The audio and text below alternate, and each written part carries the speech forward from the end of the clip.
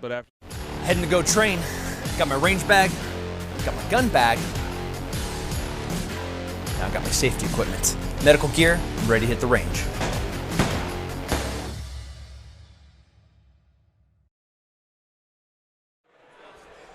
And we're back. Hey, folks. We're now here on the broadcast booth stage, the Concealed Carry Expo 2019, sponsored and brought to you by 511 Tactical. And we have right here next to me Mr. John Lovell of Warrior Poet Society. He's been on the podcast before, and thrilled to have you on the stage, man. We got Rob Beckman, of course, co-hosting with me right now. Mm-hmm. John, you are a big family man. Yeah, and I respect the heck out of you for that. I mean, that's my world as well. I mean, we live in a very similar world. I got 5 kids. I got a wife. I got a home to protect. You do too. And some of your videos I've seen, I think are just spot on as far as your philosophies, your beliefs in how we best protect and defend our home and family. So we kind of thought we would visit with you a little bit about that today.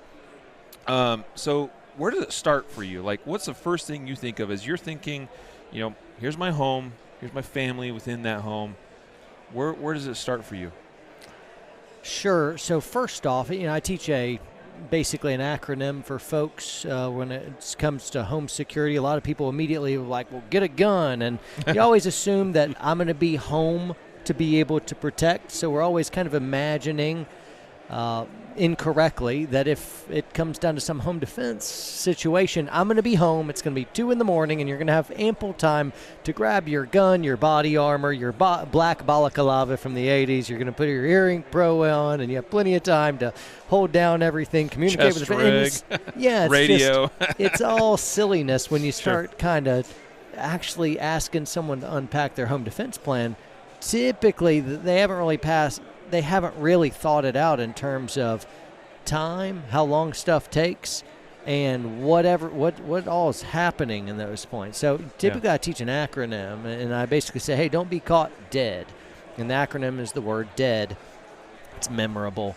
The first D stands for don't be a target. There's probably nothing you could do as important as just that. Bad guys are ambush hunters. They're looking for people who are not ready, and they're looking for easy targets. Typically they're kind of like crocodiles. They lay there lazily, and they opportunistically grab the unprepared and the unaware. So standing in the doorways, things like that. Standing in the doorway, sure, absolutely. And so, hey, first is don't be a target in the first place. And that's everything like cameras. What jumps in your heads for don't be a target? I think there's a lot. I mean, depending on the specific neighborhood that you're in, you might consider some fencing, right? Right. Cameras, great. Lights are great. Yep. And when it comes to security lighting, I want constant on light so that they don't pick me as a target. Yep. And then motion-activated lights are more of it moves into the next piece of the acronym, which is early warning. Yep. It's the E of dead, whereas D is don't be a target. E is early warning, and that could be cameras, and that could be motion-activated lights that come on, and an alarm system that comes on. My camera's sending alerts to my phone, right? So all that stuff. A driveway chime, a barking dog, all of that's early warning. Just basically letting you know somebody's here.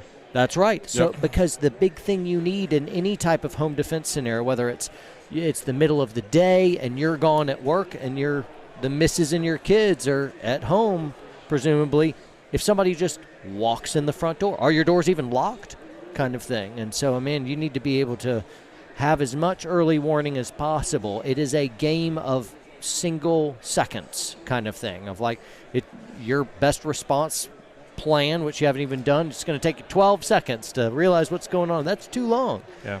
Somebody can kick open your door with 1 to 2 kicks, the average American door, even really good heavy doors, 1 to 2 kicks, and be on top of you in just a couple seconds. And that doesn't leave a lot of stuff. So D, don't be a target. E is early warning. A is access control, is the A. Don't let them have access to your house in the first place. So kick-proof your doors with night lock, barricades and stuff. Some people will get the break-proof glass, not shatterproof. That's something simple and different. Right. It's the unbreakable kind of glass stuff. So anyway, that's don't let them even get in. And then the last piece of it is D, and that's defend. And that's where we go into safe rooms and counter ambush spots, fallback locations, stashed weapons, panic buttons, all of that stuff. Yeah. So alarm systems, security cameras, lighting, it's all in the first DEA. But put all of your great effort in those three categories so that we never have to get to the defend piece, because that's a big ugly monster, and things can, even with the best plan, collateral damage can be really, really nasty. You don't want to play games with your family's lives in the balance. So that's well, and if you can avoid it altogether and never get to the final D, that's a win also. That's what I think. With it, if there never is a shootout, guess what? You'll never have collateral damage. You'll never have to visit somebody in the hospital or worse. I like that. I'd rather them look at my house and be like, yeah. I'm gonna go over there. Oh, he's got 4 security signs in his eye. Looks like a huge dog bowl right in the front there, and security cameras and lights. Nah. I'll check on the Joneses' house down the street. And so criminals might not be the brightest group, but let's put it this way. The more successful ones are going to be going along being aware of those types of things, and being very quick. Camera there. This one's pretty locked down. Yeah. If they go along and see garage doors open, or go along and see somebody who doesn't seem to be aware, they're like, hey, I'm like an allocator. I'm going to go along and take the easy pick, and I'm not going to go along try to attack Fort Knox. I'm going to try to go for the Joneses down the street. Well, it's the age-old predator versus prey. I mean, you're good. The weakest prey is usually what gets targeted. Yep, that last gazelle at the end of the pack. Yeah, they're the ones targeted. The babies. So I just had kind of a art of war kind of criminal psychology moment there, and something you just said, criminals aren't the smartest folks. I'm like, well, some kind people in general, we're mixed bags of brilliance and stupidity. I am. That's me. The folks who on the Lyft or Uber ride in from the airport yesterday, the driver asked me what's the gas prices in Georgia? And I'm like, $2.50, $2.60. He's like, man, it's $3.09 here. And so it's like he's haggling over 50 cents. And folks will key in on that one point of what's the gas prices? And they're really obsessed on that one thing. But then they'll always go in and buy the jumbo Coke and some candy. All the savings were wiped away because of you didn't pack a lunch. Yep. So anyway, so folks can be really it's easy to have blind spots mentally where we are very down to earth and rational in some areas and completely irrational in others. And I think when we approach criminal psychology, criminals, because they're doing crimes in the first place, they have a certain amount of stupidity. Mm-hmm. Right. That's hey, innovate in the workplace, do it all legal, make a fortune, you'll be good to go. Don't be a criminal, that's a dumb idea. But a lot of them will be absolutely ingenious in a lot of the ways that we are not. We're not thinking like they're thinking. And so it can become very, very, very pathetically easy for them to ambush us. So usually where the bad guy is way brilliant is the exact area that we are completely stupid. Yeah. Our heads are down in our phones, making us such pathetically easy and unaware targets. We are the moron, and the bad guy is the brilliant one in all these situations. And when it comes to home defense, man, bad guys are kind of smart. Yeah. They're smart. That they know they can case a neighborhood, and in a way that me and you could not. They know who's vulnerable. Right. They can spot the single mom. They know these things because their brain is always thinking in terms of that. And so I don't know. They become their own experts in that field of crime. You're right. Bad guys are definitely not the smartest or brightest things. But in another way, let's not underestimate, because they're also kind of brilliant in other respects. In what they do. What they do. Yeah. Which and it only takes one time for them to be brilliant. That's right. That could impact us and our families. And that's what we want to be prepared for. Kind of a weird rabbit trail, but I think the first and foremost thing we need to do, especially in home defense, is get the mental part right. If I want you to be able to think like a bad guy and see your house like a bad guy, and if you were plotting to rape, pillage, plunder, you were the bad guy looking in on your own house, how would you do it? How would you go about it? And until you can start to press in to think like a bad guy, as terrible as that sounds, you're vulnerable. Yeah. You got to be able to see your vulnerabilities. Else, World War II, France just popped in my mind. They're trying to keep the German war machine out, and they're like, "Hey, how about a wall?" And then they built this massive wall, and then the Germans just went around it, drove around it, and then France fell. Yeah, there's a lot of truth to what you're saying there, John. I was just thinking, about actually. Let me switch gears on you a little bit because I just realized we don't have all day with you. So let me ask you a question here. I'm going to give you a couple of scenarios. Imagine, so thinking like a criminal, right? Because I see this as an important reason why I think we do a lot of mindset preparation in the first place, as far as like thinking about scenarios we might find ourselves in, public, at home, at the store, whatever it is. A lot of that it hinges around thinking like a bad guy. So let's put you in those bad guy shoes for a moment here. Give you a scenario. You're driving home, and you notice somebody seems to be, it could be coincidence, but somebody seems to be following me home. What do you do? Me personally, and I don't have wife and kids with me? Sure, you personally. How aggressive am I feeling? No, just kidding. First and foremost, I want to say this. I cannot think like a criminal, and neither can you. The only people that can really think like a criminal are people who literally that is their profession. That's what they do, is they are basically psych eval folks for criminals, or they're criminals themselves. If I thought like a criminal, I'd be one. And if criminals thought like me, they would not be a criminal, right? And so the very first thing I want to say of, man, thinking like a criminal, I do it all the time. I try to get better at it, but I'm not going to pull it off, right? So you're saying think like a criminal. What should I do as the bad guy, or what should I do as the good guy who's thinking following me? like let's just imagine somebody's following you. They're intent on doing you and or your family home. They're looking to see where you live, whatever it is. They're following you home. Thinking like a bad guy, like what they might do. What are maybe some of the different approaches as far as actions you would then take? I mean, I guess what I'm trying to get at is how can we think more like them so we understand what we need to be looking for. Got it. Does that make sense? And in those cases, first off, look at statistics. Don't trust your own gut. You're not going to be able to be like, I watched 2 seasons of CSI. I think I got it. No, you don't. No, you don't. Just go ahead and default to the point of I can't think like a bad guy. What you would think of like, man, if I was a bad guy, I would never do that. Like, for instance, just in general, concealed carry. Bad guys like to grab something and stick it right in front of your face. And you'd be like, I wouldn't do it that way. They'd grab it. Bad guys aren't going to do that. I'm like, no, that's what they do. It doesn't matter whether you think that's unreasonable or stupid. Of like, well, what if they disarmed you? Like, bad guys aren't interested in that, generally speaking. They're interested in intimidation and powering you. So they'll put that gun straight in your temple, get close, and talk down. Do you control and power? And it's aggressive. Intimidation. And so you're like, why would they do that? I wouldn't do that. I'm like, exactly. You don't think like them. Right. You aren't them. And so first and foremost, I'm like, hey, I try to think like a bad guy. And I do that. I look at statistics. I look at lots of surveillance footage. And I read books on criminal psychology. And so I do literally make a very intentional and consistent study of it. But at the end of the day, I'm me. And so I can only try hard and get better at best.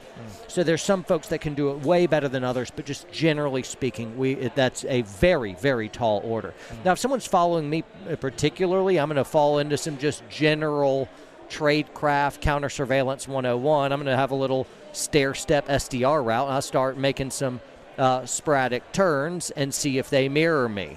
Yeah. So I'm casing that out. And what I actually do with it, for me, of Warrior Poet Society, some folks know us. Do I have a sticker on my car? Well, it may be just, a kind of society member or somebody I know. Is that a case? In which case of like, great. What I don't want to know, if I get that kind of weird fishy feeling in my stomach, is I certainly don't show them where I live. Yeah. I can take them someplace really public, like a Walmart or Target parking lot, Walmart parking lot, so that I can immediately get out of my vehicle, disappear into a sea of cars, watch through all the windows to see if they park, because they're probably not going to get a spot right by me. That's hard to find spots. And then I get to watch them through the windows to see their demeanor and behavior, so I can gather intelligence as I'm in a different and unpredictable location, and I can choose to break contact, hide low, or I can choose to initiate. And so I'm going to go for a public location where I can immediately disappear and then surveil them. And so that's very, very much just tradecraft. That's surveillance, counter-surveillance 101 kind of stuff. It's very, very easy. If it's my wife, I want her to go to someplace public or just drive to the police station. It's that easy. Here's another scenario. You're at home with the wife and family. Oh, how lovely. Yeah. And your early warning system goes off, meaning you're made aware, whether it's a camera, whether it's a light, whatever, somebody shows up in your driveway. All right? You would maybe initially make contact as far as like, hello, can I help you? But let's say they don't want to leave. What do you do next? So, good question, but immediately I thought of like 12 different contexts there. I'm like, sure. Well, if it's someone I know, I invite them in for coffee. But let's assume this is somebody that you don't know, and it appears that they do not want to leave, and then pick your context. And it's not like, hey, I'm here to check your gas meter. Good to see you again, Bill. So let me. You know your gas meter man's name? I do not, but that certainly would make me really neighborly. Yes, that's fantastic. But here, let me give the context of super shady looking vehicle pulls up, a super shady looking guy gets out, bulge under the whatever, scanning around sporadically. Everything I've seen through the windows lets me think that this can end really badly. I've got a sick feeling about this. Yeah. How about that? Yeah, right? That's great. Okay, and fantastic. those details you just gave are really key as far as, weird, nasty-looking vehicle, weird, nasty-looking dude. Right. That's really key. Cool. All right, so take it away. And if I don't have all those things, but I just it's a little fishy, but not that fishy, probably go outside and based on my terrain, me going outside means I have the high ground over my driveway, in which case I know exactly the places where I have cover and concealment. I have literally the high ground. So that would be good, so that if all of a sudden something went down, the fight is outside and not inside. And that buys my wife and kids time, and they're not on the X with me. So that could be one good thing. That's really interesting, by the way, because I know people that if I ask that same question to, they would be like, nope, we're locking the doors, we're barricading, we're getting to the safe room, whatever. So I also see, there's a lot of interesting value in your approach there as well, as far as I'm separated already from my family. Yeah. Let's keep them off the X, like you said. I assumed right there that I was armed. Maybe that would be the right thing, in which case, hey, I could go ahead and lock doors and do stuff like that. But if I catch them getting out of their vehicle, well, now I've got distance and I've got time based on my terrain. Some people, if they walk out their front door's right by their driveway, in which case you're on the X, and now you're too close. In my place, I've got a lot of distance between my front door and driveway. Yeah, gotcha. And if I fight, now I can flank into the woods. I've got such good cover concealment, high ground, early warning, and superior angles. I'd rather just skip into my old Ranger all the way thing and just make it a nice fight out in the end. And I can speak warning and have them stay on. So if they continue to come forward, they're escalating more and more as I'm taking cover and progressively going in. And my family is nowhere in there. I have to worry about if they start shooting through doors or something, just the worst case scenario. My family's inside. Where are those rounds going? Another way I could do it is if I sense something fishy, I could immediately send my family away. We've got a code word. If I say the word skateboard to my wife, that means don't speak to me, initiate our safety protocol. And for her, that means grab kids, go to the safe room. So literally, if I just say that word, there's no questions, no deliberation. And that's perfect, because I was going to ask, what about communication with the family? And you've got that dialed in. Yeah, because you don't have – if there's a defense scenario, you do not have time to communicate with family. You should not be communicating with family. You should have already communicated in advance. It's too late. I can do one of two things: communicate and take care of the family, or fight. One of the two. The last thing I want to do is communicate with them. I want her to take kids to safe room. She should be armed up in the safe room, calling police, monitoring our surveillance cameras. Yeah. And so they're going to have to find her. When they do, she's been watching it. She's called the police. She's got medical supplies in there and a bulletproof panel. our safe room plan is pretty good, and do not come looking for me. Do not call for me. If you hear gunshots, don't come look for me. Don't call for me. All you're going to do is kill your children if you do that, because you're telling the bad guy where you are. Yeah. I'm also not going to come to the door and rattle the handle and try to get in where the safe room is. No, I will not come to you. What I'll do is I will give you our code word that lets us know, hey, everything is okay and you can come out now. But I won't go to them. And so that's how I've already done all the communication. Yep. Otherwise, she's going to want to talk. She's going to be worried. She's going to ask me if I should do such and such. And it's out of concern for me and kids. I'm like, no. That's the worst possible time to communicate a plan. It's the absence of a plan. Right. You got to have a plan in advance. Because that's what a plan is. This is my castle. Yep. And I have parapets and archer positions. I have a moat and a drawbridge. And I got to pre-plan all the different scenarios of how someone might besiege my castle. Someone who doesn't take these precautions, it's too late to say, hey, how about a moat as you're getting somebody, sieging the doors. And you need to be able to, this is just tactics for the last couple millennia. If there's a bell, and the bell means archers to the positions, let's dance. They don't call a town hall meeting and communicate possible plans of counterattack and defense. That's the dumbest time to do that, in my estimation. So some of the folks listening, they'd be like, I don't like this guy. I don't like what he's saying. I'd rather just wing it. I'm like, hey, more power to you, bro. This is just how we do ours. You can do yours however you want. I'm not saying you have to do it my way, but this is what I've thought about. No one's written the book on this. I should write a book on it. That'd be a good idea. But anyway, this is how I see it. I want to be completely whole-minded in to tactics and fighting, going through the legal, the moral, and the tactical decisions. I don't have time to make a phone call to the police. I don't want to communicate with my family, and I need to be able to have all sectors open so that I can fight and not worry about where their incoming rounds are going. So another option is I could lock doors, send wife and kids to safe room, initiate that protocol, so she'll be armed, phone, monitoring our security cameras, and I am free to go to my counter ambush spot one, ready to initiate or ready to respond to a fight. And if that goes poorly, I'll go to my fallback position number one and successively back until I'll do my Custer's last stand at a predictable known location in my house.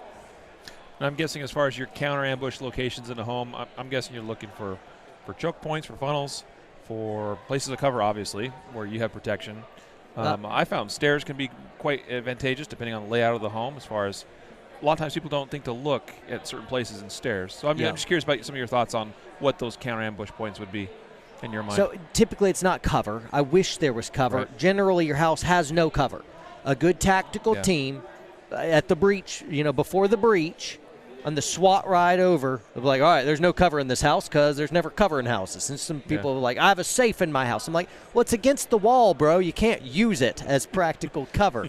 So that just generally a tactical team says, all right, we just say as a general safe statement, there's no cover in this home. It's all concealment. Now, the saving grace is generally bad guys don't attempt to shoot through concealment unless they're in one of a few different criminal mindsets, and that's not an attack posture. That's a cover their own retreat or barricaded subject, don't come in here. And I won't be dealing with those because they're raiding, in which case I am the barricaded subject in that matter. And then great. And so I'm going to make them advance through a wall of my lead. I'm not raiding off of them. So my biggest thing is less about the barrier stopping rounds. Mine is a nice hiding place where I can clearly see the avenues of ingress and egress into my house so that I'm able to see the enemy first, make a determination of whether this is shoot or no shoot, because I don't shoot at shadows either. Acquire, identify, engage in that order. And then I can, light them up, wait, gather more intelligence, and then light them up or choose not to. And I may speak them down. I'll be like, hey, you come in, I'm going to kill you. I have a gun. If you come in, I'm going to kill you. Speak warning. If they come in silent as the grave, all bets are off for you, bro. Wrong house. But I need to make sure that I'm in line with all of my moral and legal obligations that are going to differ state by state. Some duty to retreat, some are castle stuff, and you have to weigh in all that, and I'm not getting into that. What we're talking about here, or I'm centering on, is not the legalities, in which case people need to consult lawyers and your laws.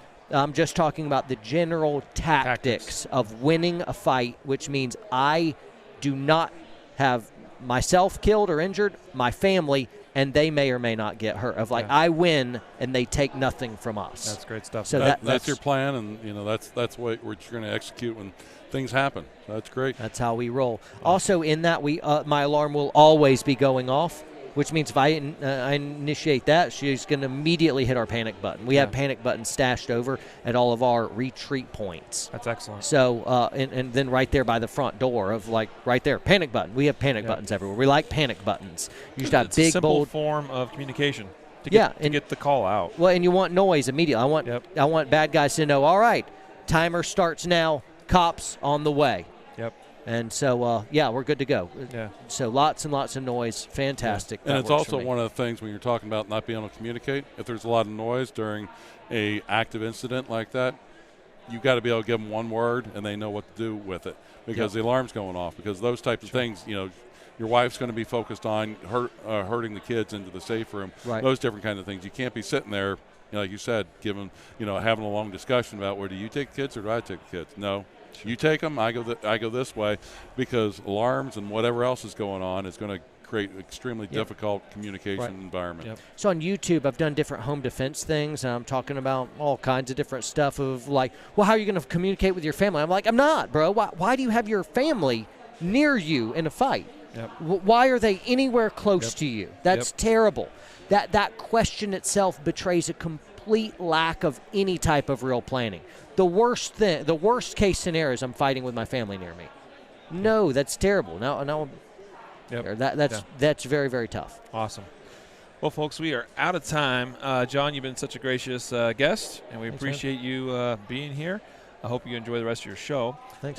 Quick little shout out as far as just classic, where to find you, that sort of thing, and also just give a quick rundown of what's coming up next for you. Sure. So you can find me on YouTube or on our website. Both are great. We have all of our videos on the website and all kinds of if you find yourself of the similar ethos, warrior and poet, that means you love people and you're committed to their defense. You actually care. And you're a pretty normal dude or gal of, hey, I want to be a better dad, better husband, you're lover of truth, defender of both kind of thing, that ancient ethos that is warrior poet.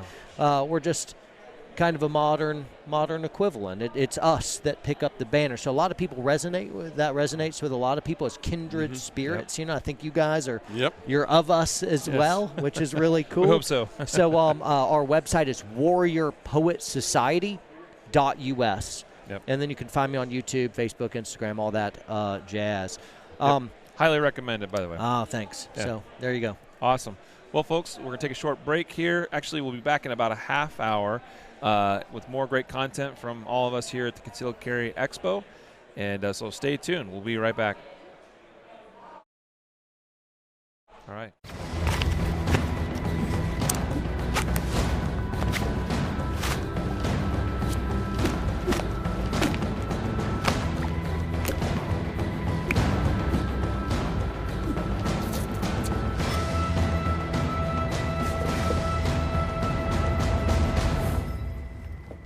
Oh, nice choice. Have you tried our boxer briefs? No thanks. I always go commando.